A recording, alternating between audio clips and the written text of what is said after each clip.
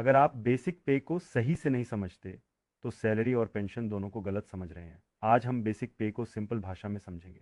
कई लोग बेसिक पे और ग्रोस सैलरी को एक ही मान लेते हैं, लेकिन दोनों अलग चीज़ें हैं। बेसिक पे मतलब आपका मूल वेतन। यह आपकी सैलरी का सबसे बेसिक और स्थायी हिस्सा होता है। आपकी पूरी सैलरी स्ट्रक्चर में बेसिक पे के अलावा डीए, एचआरए और अन्य अलाउंस शामिल होते हैं, लेकिन इन सब की कैलकुलेशन की शुरुआत बेसिक पे से होती है। डियरनेस अलाउंस यानी डीए बेसिक पे के प्रतिशत के रूप में कैलकुलेट होता है, इसलिए बेसिक पे जितना ज़्यादा होगा डीए भी उतना ही ज़्यादा होगा।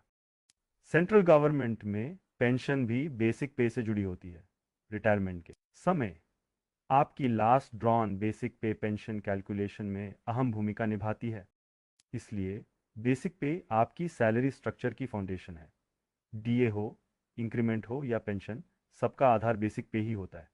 तो समरी में समझिए, बेसिक पे आपका मूल वेतन है, डीए इसी पर कैलकुलेट होता है और पेंशन भी इससे जुड़ी होती है।